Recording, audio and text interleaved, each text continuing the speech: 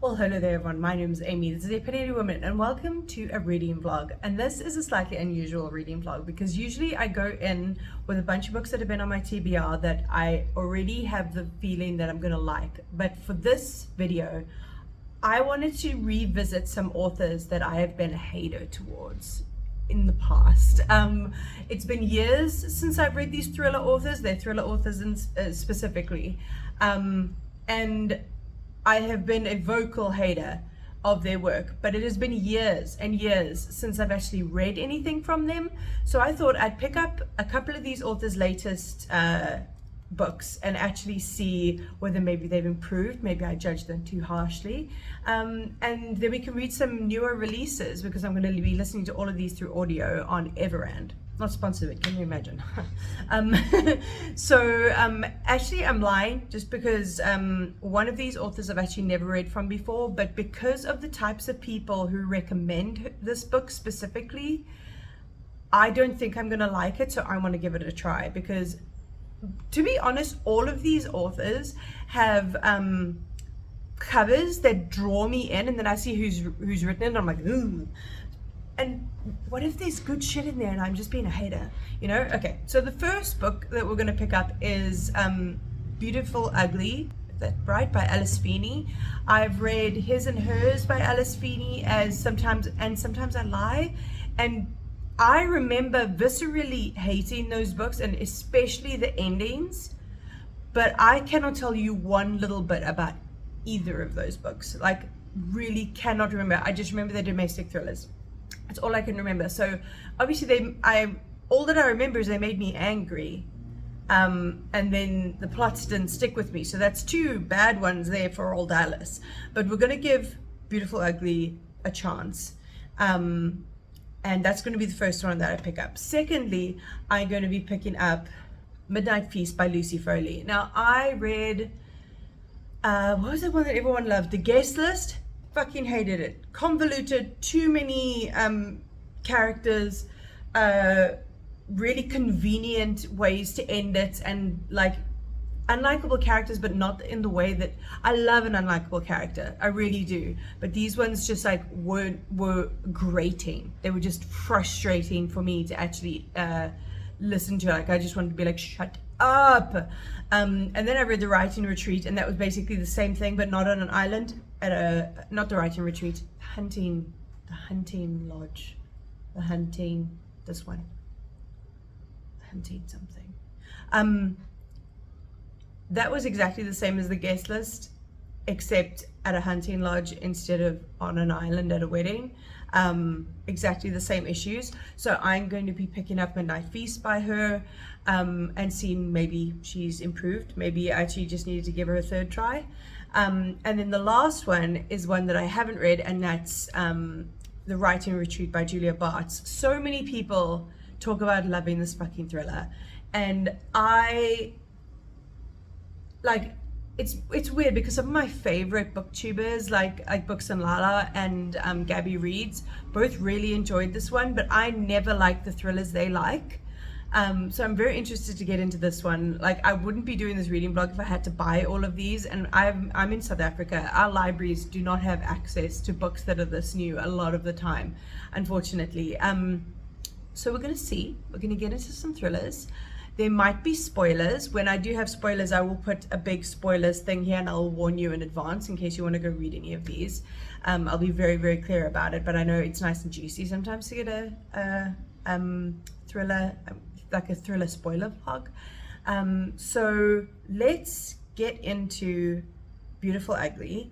I'm going to be reading this a lot in the car and a lot when I'm going to go to sleep. I just started with a new therapist, and he does not live near me, so I'm going to be listening to a lot of this book while driving, or these books while driving. So let's dig in to this reading vlog. Should take me a while to finish, because I'm not listening to audiobooks like consistently every day. But let's hope I was just being a hater and we find some gems.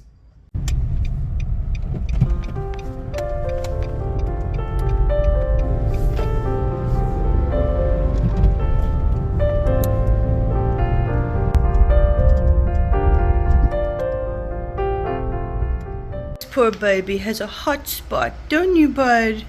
He's got a hot spot. I won't show you. It's really bloody and oozy and gross. So we're gonna go to the vet this evening, huh? Yeah. Hi, so I got a little bit into Beautiful Ugly, and I kind of know what it's about. So, oh, this really is stirring my bra. Yucky. This bra is not the sexiest.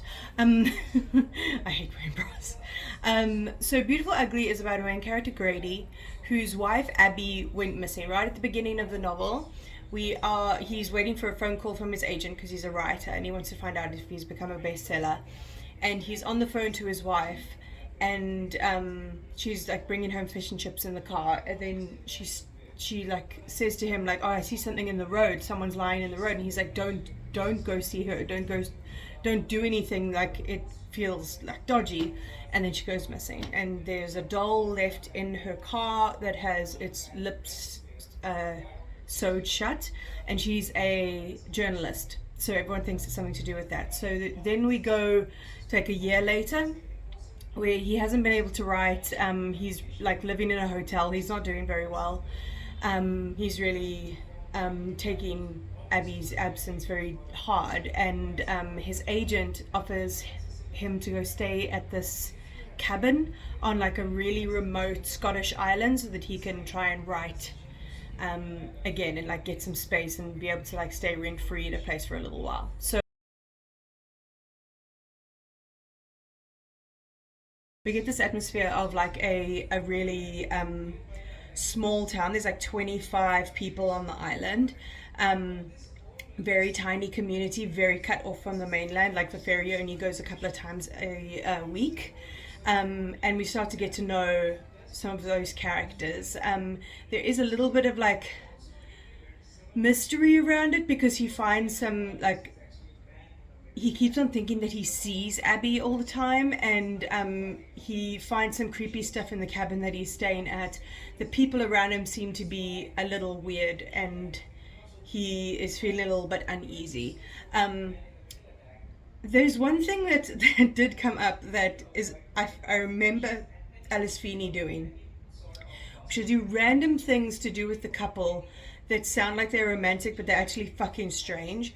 So he's reminiscing about it when him and Abby first got together, and one time she looked at him and she said, I hope you die in your sleep. And he was like, what? And she was like, I think that's the best way to go. I think it's like the least traumatic way to die, and I would want you to go in the least traumatic way possible. And then he's like, oh, that's so romantic. So like when they go to bed at night, they say to each other, I hope you die in your sleep. That's dumb to me. That's dumb.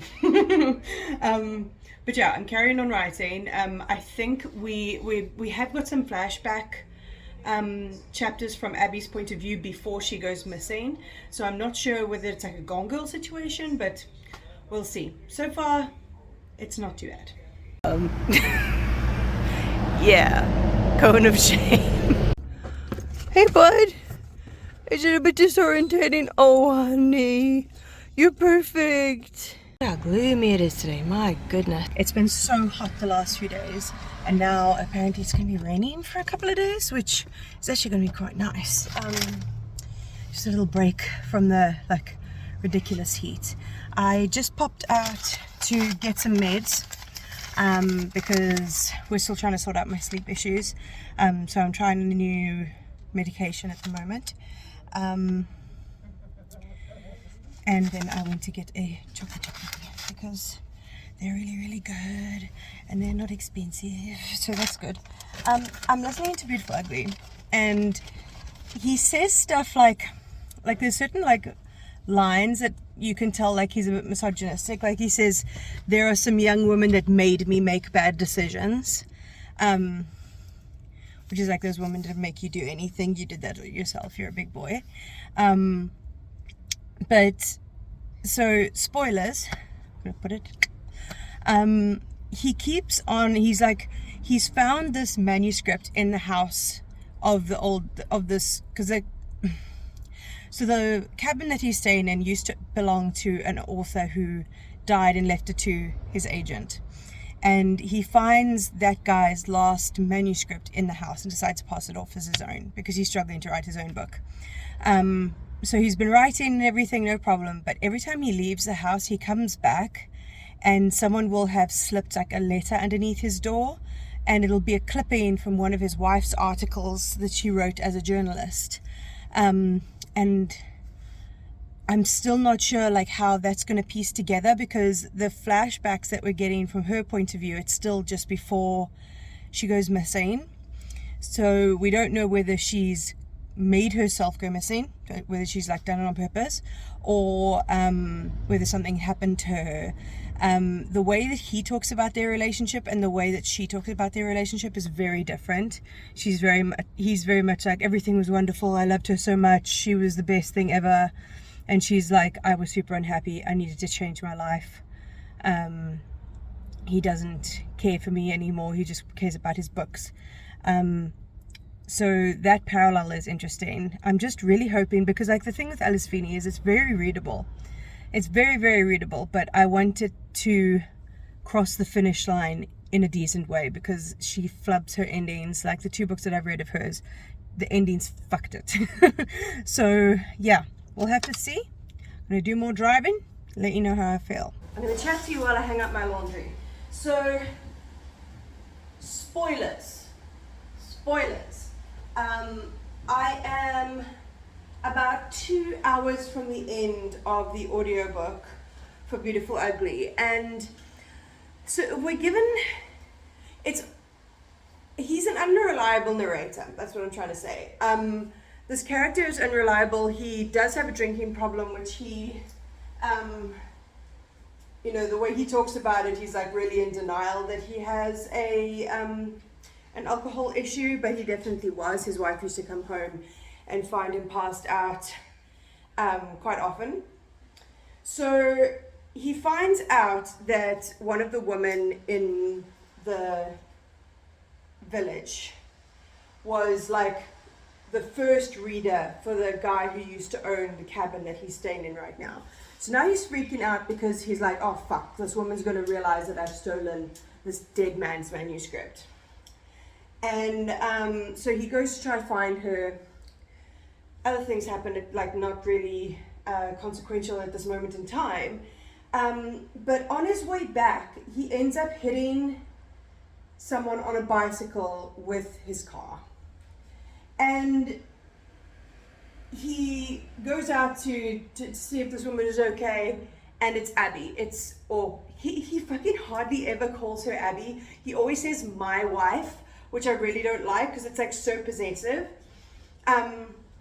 That just might be my lesbianism.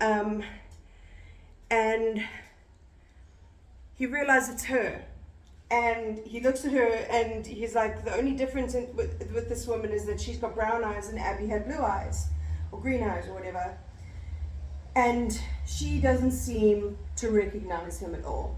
So he helps her get into, gives her a lift back to where she works at this pottery. And she mentions at one stage that she's married. And he's like obviously all like in turmoil about it and can't figure out how to sort of approach this because she doesn't seem to remember him. And he takes a flyer from her pottery that has a picture of her in it. Then he goes home, has crazy dreams, because the thing is, another thing that makes him unreliable is the fact that he has not been sleeping and he's been drinking this certain type of tea that they make on the island, which can be hallucinogenic. So we don't know how much we can rely on what he's seeing and hearing at the moment. And the next day he decides to go to this woman's house and to try and confront the new husband to get more information, try and figure out what the hell's going on. So he goes to find this new husband, who's called Travers, and he gets caught outside by this woman. And he says, I'm looking for Travers. And she's like, well, you found her. Travers is a woman. Gay, in 10 out of 10, loves some gay. So he starts asking questions about this woman who is going by the name of Aubrey. And he starts asking questions, and obviously this woman is like, why is this random fucking man asking these questions about my wife? And he takes out the flyer with the picture of her in it, and he looks at the picture, and it's not Abby. And he's like, wait, yesterday when I looked at this, the picture was Abby, and the woman that I had in my car with me was Abby. And now I'm looking at this picture, and it's not Abby. So now we're sent into this, like, wait a second, like, is he hallucinating? Is it the insomnia? Like, what is happening here? Was he completely making up in his, like, grief-addled mind that this was Abby the whole time? Is this a completely different woman? Like, we're really not sure. So that is the stage that I'm at. It is intriguing. It's definitely compelling. And I'm not hating the writing. So I am intrigued as to where this is going to go. And how she's going to end it. So I think I'll catch up with you after I finish this. So I've got 2 hours left. And I'll let you know what I think. Stuff is happening. If what I think is happening, it's annoying. But I'll let you know. Who's not Mr. Cone anymore? No, he's free. He's free from the cone. He hated it so much. He had it on for like a whole week. I finished the book. I'm going to talk to you when I'm all ready and my hair is dry and stuff like that. But I just wanted to show you Mr. Cone. Lila, do you want to be involved also? You're a good lady. You want my hand? You want to oh, okay. She wants to hold my hand.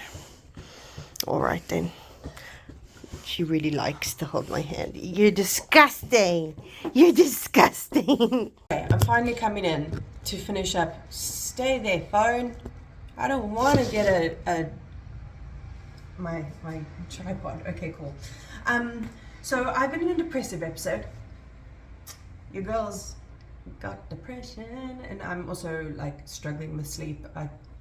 If you watch my videos consistently, I'm a broken record right now. I'm really struggling with sleep. So I went into a depressive episode for a bit. So I finished listening to Beautiful Ugly while bedrotting, and now I'm here to tell you what I think about it. So for those of you who don't want spoilers, I feel like I had the same issue with this book that I had with the previous Alice Feeney's, and is that her endings are very much like she's trying to be like like a huge sensationalized kind of like twisty ending, but it's full of plot holes, like absolutely chock full of plot holes. So it doesn't capture me and make me intrigued and make me shocked. It just makes me go, but what about this and what about this and what about this? So I feel like Alice Feeney, after all these years, is still not someone for me. She also it felt like she didn't know how to end it. So she wrote both endings and put both endings in. So you're not actually sure which one is the right one. And I don't know if that was also her trying to be like, ooh, what's real, what's not. But it just ended up being like lazy and confusing. It was just like, bitch, write your ending. End your book properly. Like, I remember the other books of hers, like she really does build the tension well. But man, can this woman fuck up an ending. Like, good grief. So that is for anyone who doesn't want spoilers. For those of you who want spoilers. So it turns out that Grady has been sent to this island on purpose by his editor, who is in collusion with all of the people who live on this island, who are all women. And his wife is also living on that island. And it turns out he's been sent there so that he can bankroll them. Because while they've removed all the men from the island, for some reason they need one man in the form of an author to be living on the island and funding them so that they don't have to have visitors, because they don't want men on the island. So I feel like she wanted it to be like a subverting the patriarchy story, but at the same time they were completely financially relying on a random man, and I suppose like maybe like using him was supposed to be like a powerful thing. I don't know. It came out really stupid. They were like, basically, we'll kill you because no one knows you're here, or you stay here, carry on writing books, and bankroll us, and you can live. And it turned out that he was the one who made his wife disappear, even though at the very beginning, like, his whole life completely gets destroyed because his wife leaves. That's the whole point. And his entire identity is around being able to write books. But when his wife disappeared, he stopped being able to write books because he was so sad. But it turns out he was the one who actually tried to kill her. So like, in the beginning, he's on the phone and asking where she is and telling her about his book becoming a New York Times bestseller. And then she sees someone lying in the road and she goes to help them. Somehow he was on the phone with her, but also was the person lying in the road, and then he tried to push her off a cliff because he thought she was going to leave him because she was cheating on him. But she actually wasn't cheating on him. She was taking money from their bank accounts to do IVF because she wanted a baby and he didn't want a baby. So she was pregnant with a baby that she'd made with a donor. See what I mean? It's like really convoluted and really fucking stupid. And there's so many plot holes. So many. So, not for me. Alice Feeney, not for me. So now I have just finished writing an article, and I'm going to now head to do some recycling. And then I need to get some dowels because I need to make some flags because I'm doing a market. I'm doing picnic and thrift on Sunday. And I don't have any dowels to put my flags on. I'm also going to get a essential oil burner because I've been using this Oko diffuser. Let me show you this one for like over a year. And it's great, but it just stopped working. And I love having my essential oils going, like all of those there. I've got an entire set of drawers full of essential oils, like fragrance oils. And I'm really missing having like a beautiful scent in my house because my house is usually smelling really beautiful and it really helps my mental health. So I'm going to go buy one of those burners that use little candles with. So yeah, come along with me.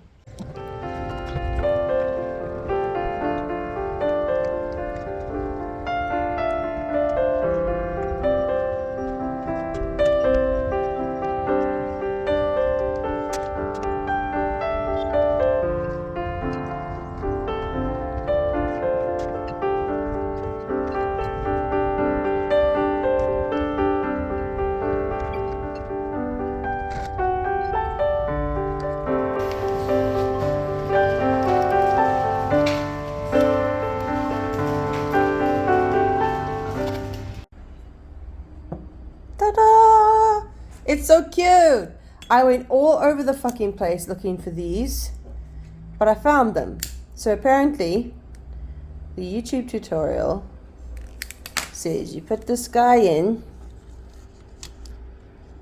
Go in. Go in, fiery guy. Ah!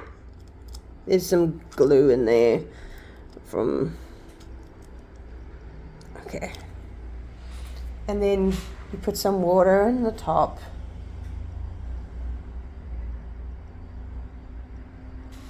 And then I'm using lime, basil, and mandarin from Box and Bubble. They're a small business. They're fucking great.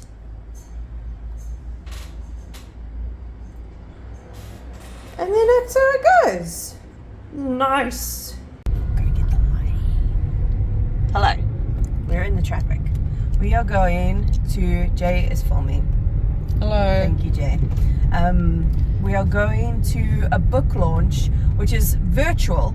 I didn't know it was virtual initially, but Tori Peters has a new book coming out called Stag Dance, which is like one short novel and a couple of short stories. and we're going to the launch at the book lounge. She's the one who wrote Detransition Baby, which was really good. So we're going to grab the book and we're going to sit and listen to her chat. So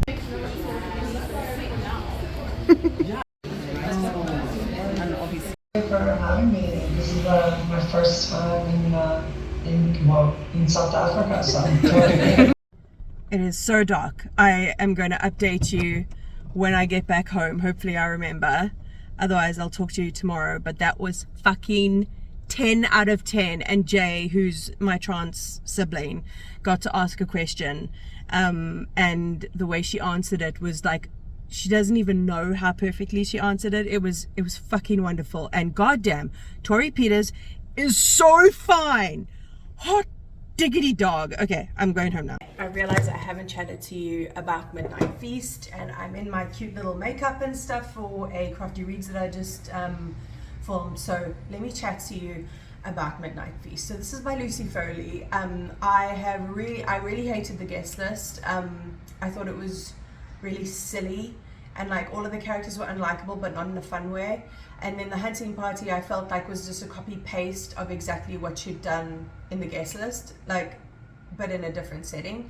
And Midnight Feast, I feel like she's got this formula that she wrote, and she was like, cool, I'm just gonna keep writing the same thing over and over and over again. So we're at a resort in the countryside in the UK. And it's a very like fancy resort, meant to be all woo-woo. They give you like crystals on your little thing to hang around your neck the whole time while you're at the spa and all of that kind of thing. And we're following because each of her books has like an ensemble cast of characters. So we're following maybe 5 points of view, I think it might be 5 points of view. The main character, the main woman who started this, called Francesca, who owns this this resort. Her husband, a guy that works as a dishwasher. One of the guests. Is there another person? Oh, and then we get the guest's perspective from when she was a child, from when she used to visit that area when. Before it became a resort, and that sort of like backstory behind it. So yet again, we're getting an ensemble cast. They're not all unlikable. Eddie, the dishwasher, is quite a nice character. But as with all Lucy Foley books, from the very beginning, we get shown the aftermath, and then we go back in time and we go figure out what happened to get us to that point. So we know that there's some fishermen, then we see their perspective, and they see that the hotel is on fire and that there is a body on the rocks. So we already know that someone has died, and that always happens in Lucy Foley's book. She doesn't show us who it is, but we know that disaster happens, basically. And one of the main characters is a guest at the hotel, and she actually knew Francesca, the woman who owns this resort, when they were children. And like, it used to be Francesca's grandparents' house, and she used to go on holiday with her parents to the caravan park that was next door. So they knew each other when they were children, and we get to know that she's there. Her name's Bella, and she's there for nefarious reasons, but we don't know what those nefarious reasons are. So far, it's the same kind of thing. Lucy Foley's writing is very much like a lot of telling and not showing. So like, instead of just showing us that Francesca is someone that always gets what she wants, she says, I'm someone who always gets what she wants. So it's not really my bag. I much rather show than a tell in a lot of situations. But yeah, I'm a few hours in, nothing too crazy to tell you so far. I'll catch you up when I've gotten more into it. I also realized I didn't update you about the book launch. It was wonderful. Tori Peters is just such a wonderful writer, and the way she expresses herself verbally is just like as articulate as she does in her books. The way she talked about Stag Dance made me want to read it immediately. She's so smart, big brain, huge brain. I think I said that before. She's so beautiful. Oh my God. And I said that she was beautiful in a story and then forgot, and I tagged her, and then she saw that I was saying that she was beautiful, and I don't know if that's bad or not. But it was a good old time. And my sibling Jay asked a question that Tori Peters answered, which I thought was really cool, because they are trans and they really love detransition. Maybe it like really hit a special place in their hearts. When Tori Peters answered the question, she referenced another book that's really important to Jay, The Bluest Eye by Toni Morrison.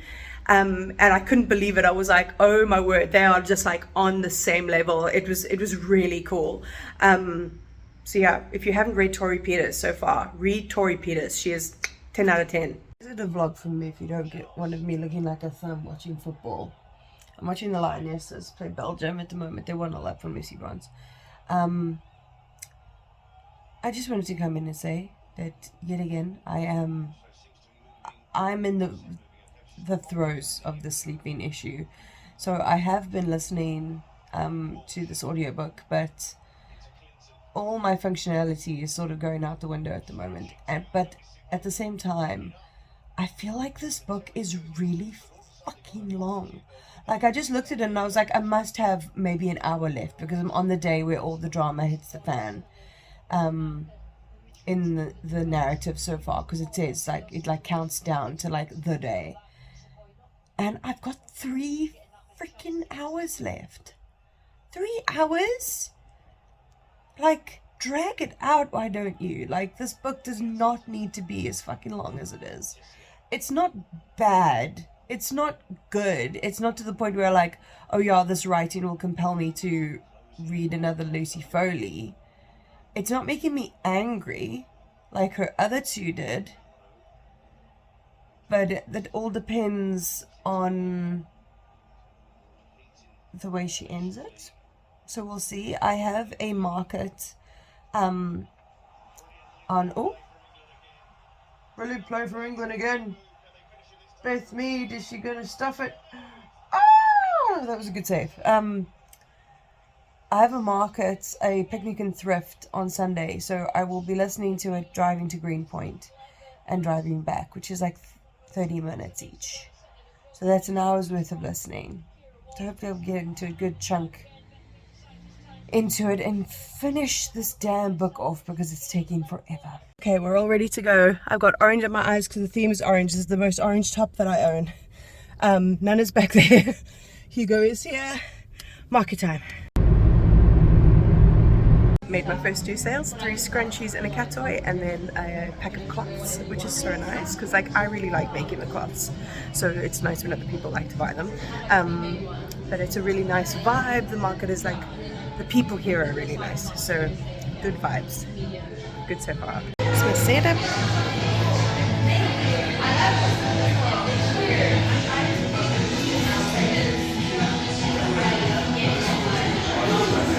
There's my sibling in their market mode. I also sold a new flag. Yay! This is the project I'm working on. I don't know if I've said it, and I haven't said it in this vlog, but my mom is going to live on a boat, so she needs covers for her portholes, her bunghole covers, so people don't look into her house. So I'm making these for her. So this is what I'm working on while I market. Holy hot damn! you can probably hear, but it is very warm. I just carried everything downstairs. It wasn't a bad market, it wasn't my best market, but I'm happy with it. So I'm gonna go fetch the dogs. I've got 53 minutes left of this audiobook, so I can probably finish it going home and then going to sleep tonight, and I'll tell you about it tomorrow. Barbz is asking for food, but she has been fed. She's full of shit. So, okay, let me update you on Midnight Feast, because I finished it. And, rainbow! Wow, so cool. Also, by the way, I have makeup on because there's a potential that I might be on a live with Kofi Bookshelf. I'll put that down below. I'll put him down below. He's a South African book content creator, and he invited me to be on his live while he's on 5FM. I don't know if it's going to happen because he's never done one of these lives before while he's on the show. But I'm going to be in the comments and stuff like that, and then if he can invite me on, I'll be on. Which is very nice. It's just like very nice of him to reach out to me, and like it would be cool if we could do some lives together in the future. That would be really nice. But the Midnight Feast. Okay. This one did not make me as crazy mad as the guest list and the hunting party. Like another part of Lucy Foley's formula that she's got, because these books are very formulaic. If you're looking for something that like you really know what to expect, Lucy Foley's your gal. She likes all the characters to end up being linked in a special way. So like that can get a little bit convoluted. In the past, it's like really pissed me off. The way she did it in this book wasn't as crazy as the other ones. Like it was a little bit more plausible. It wasn't as like laughable and annoying as the previous ways that she's done it before. So I definitely think she's improved. Her writing is very clunky. Like I have said like before that she's very show don't tell.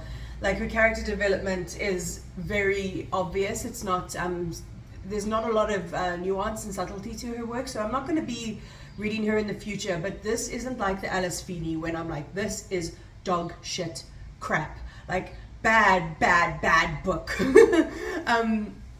So like for non-spoilery stuff, I kind of already gave you the overview, and that's sort of what we get without going into spoiler territory.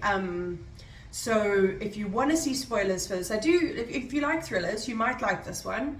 So if you don't want to see the spoilers, just skip until spoilers is not written right here. But if you want to hear spoilers, so obviously the woman that fell down the cliff was Francesca, the woman who started this resort. I knew it was going to be her. I just wanted to know how she ended up there. So we end up finding out that like bad shit went down with her and the character Bella, who was coming back to the manor after she had stayed there when she was younger. Bad shit went down, and a person ends up dying in that story, and they cover the murder up completely. The police don't get called. Her like Francesca's grandfather says he'll handle it, and then shit hits the fan. So like shit hits the fan when it comes to one of the characters. Bella's boyfriend sort of loses his way, gets into drugs, and whoopsie, because of the guilt that he has around this murder that happened. And then there are two other characters from that past storyline that end up being characters in the present storyline that have sort of like hidden their identities in order to try and trick Francesca, or to get, like, one of them didn't know at all that she was the same person. Like one person wasn't really trying to like trick her or anything like that, but a lot of people, like, they were hiding their identity in order to get back at her for what she's been doing, what she did back then in the past. So this big fire gets started at the manor, and all the guests end up drugged with this cider, which is what one of the side characters ends up doing, like drugging the entire lot of them. They're going absolutely feral. Francesca sets fire to the resort, and then she gets in her husband's car and she starts driving away, and then Eddie, the waiter, who has been told by Bella what, like, the whole background of the story and what Francesca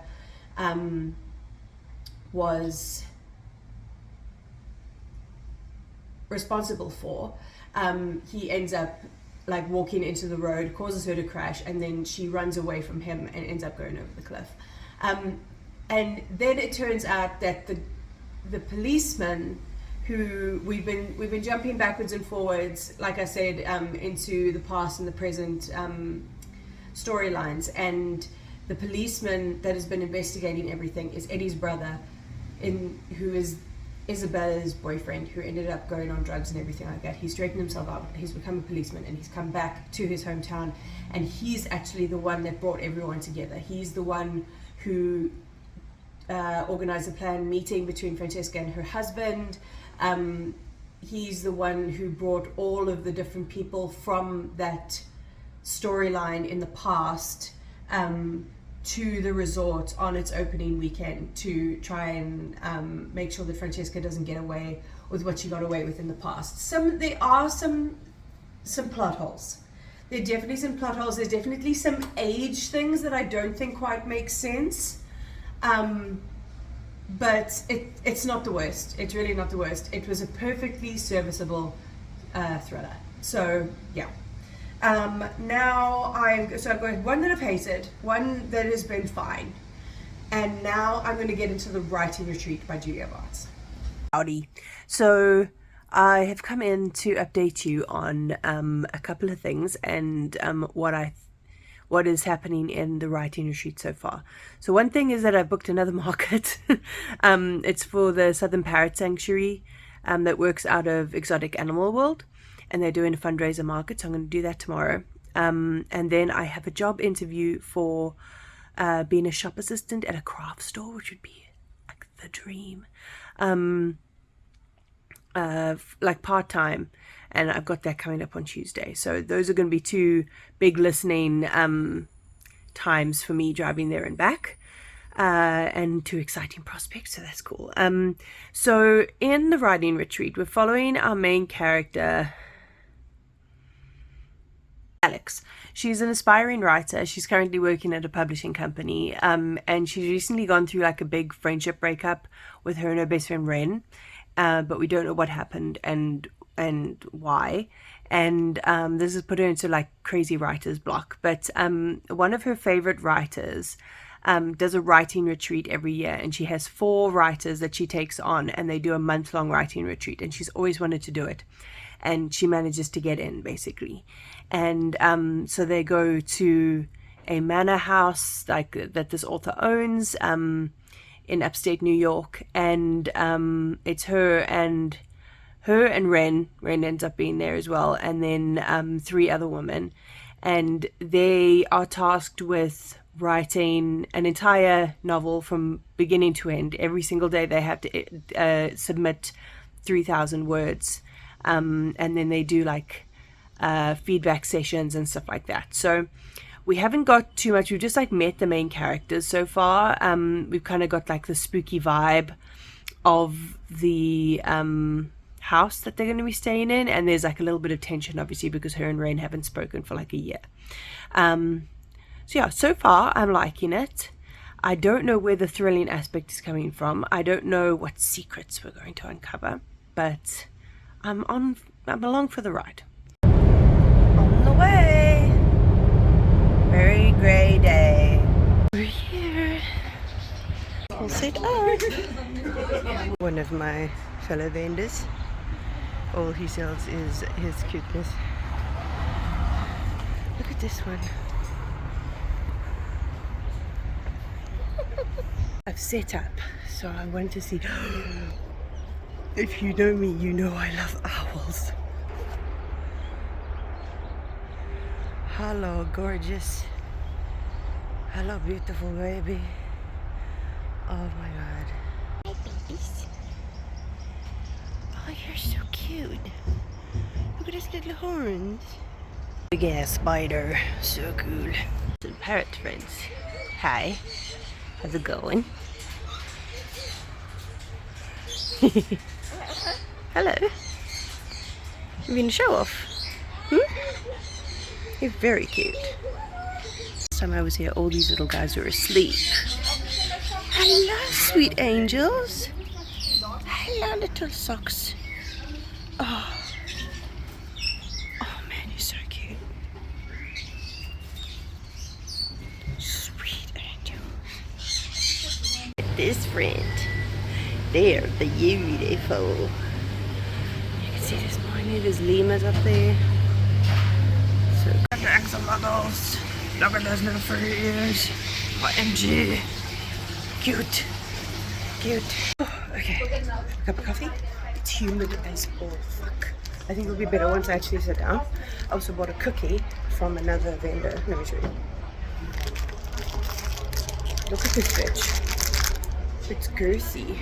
It's stuffed with Milo. I'm very excited about it. So now, yeah, time to sell.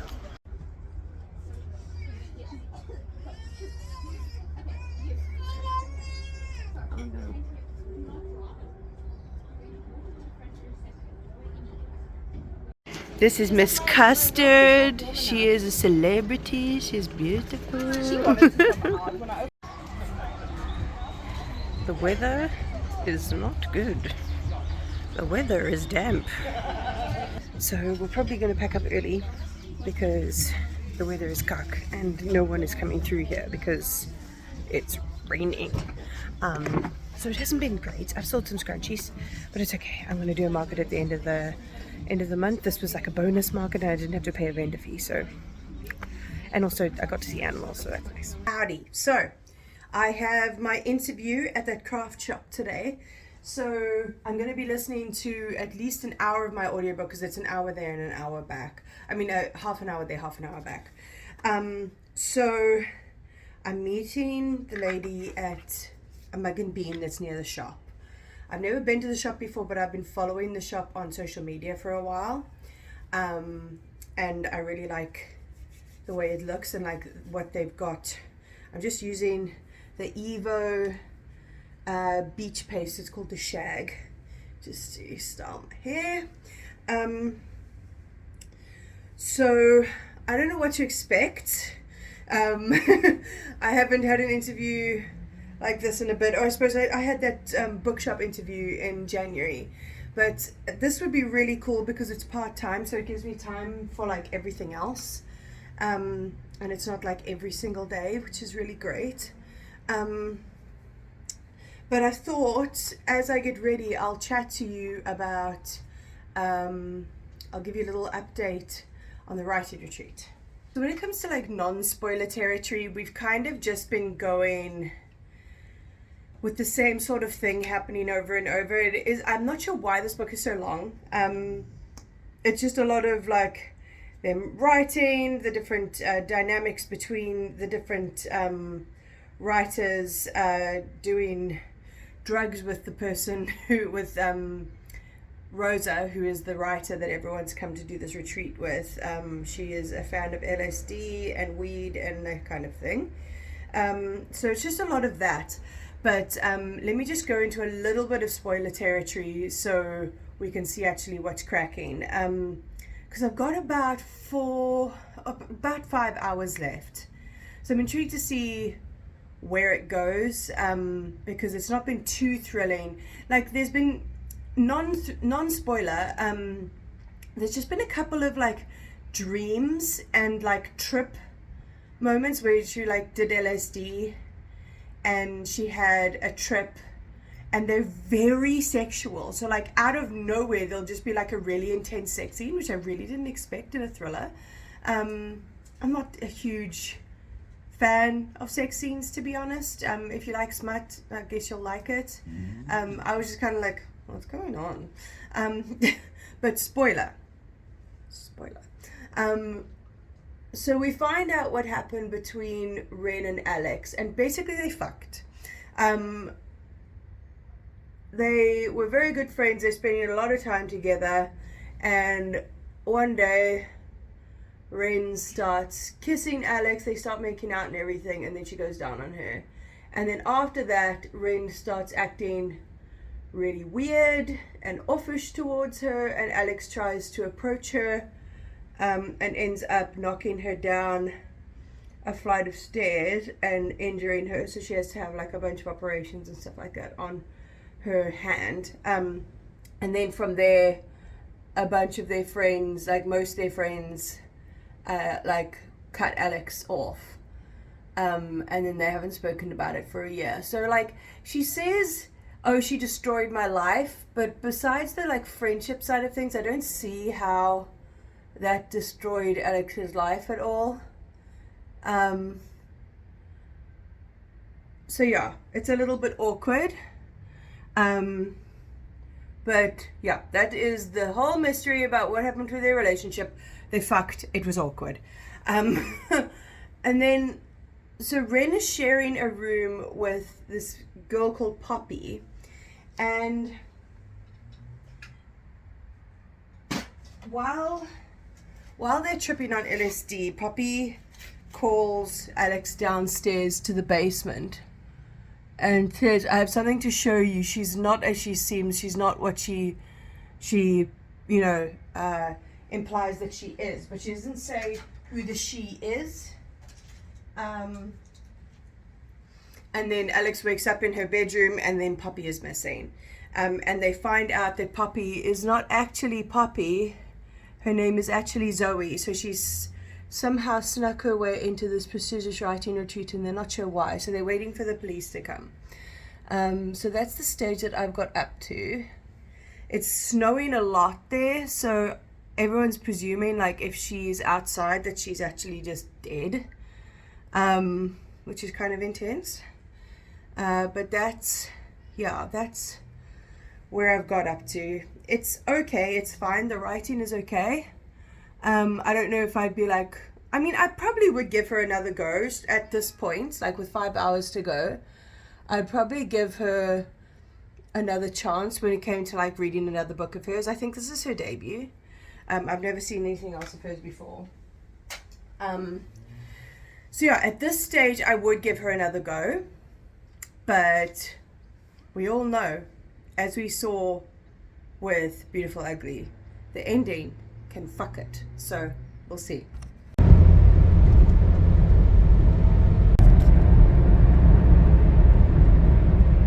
I got the job. I'm cooking my lunch right now, so I'm going to chat to you about the writing retreat. I actually really liked this one. Like, I've just found out that Julia Bartz has a new book that just came out this year, and I'm totally up for reading that book. The story, as I said, it was quite slow in the beginning, but that was leading you up to it getting absolutely buck wild at the end.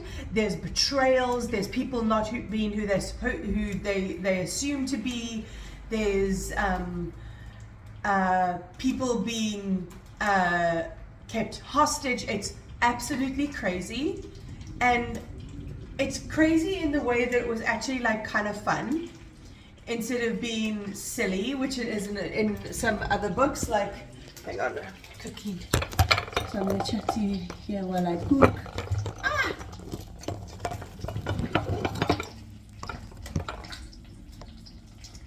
So like in Beautiful Ugly, it got crazy in a dumb, annoying way. And in the Writing Retreat, it got crazy in a fun, goofy way. So I'm going to recommend this one and say that even though the people who recommended this book I didn't get along with most of their other thriller recommendations, this one I do recommend. I think it's really fun. So let me get into some spoilers if you want some, but I highly recommend reading this book. So skip the spoilers if you don't want to see them. As usual, I will put it on the screen here. So Zoe, who they think is dead, ends up being locked in the basement in a secret like dungeon, and through them trying to find her and figure out what's happening, like digging, like they managed to find a secret passage in Rose's room that they managed to break into,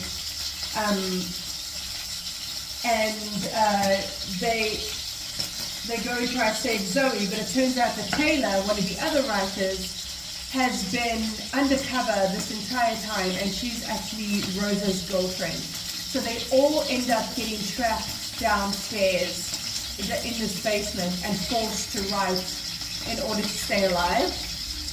And they're like, half the fucking cast gets murdered, but they end up getting the best of their captors and escaping, and then managing to also publish these crazy books that they were writing while they were held captive. So yeah, it is absolutely crazy. Even if you have listened to this spoiler, I highly recommend reading it because it's a fun time. But yeah, that's what I think of it. So I'm going to finish this while I'm wearing my apron.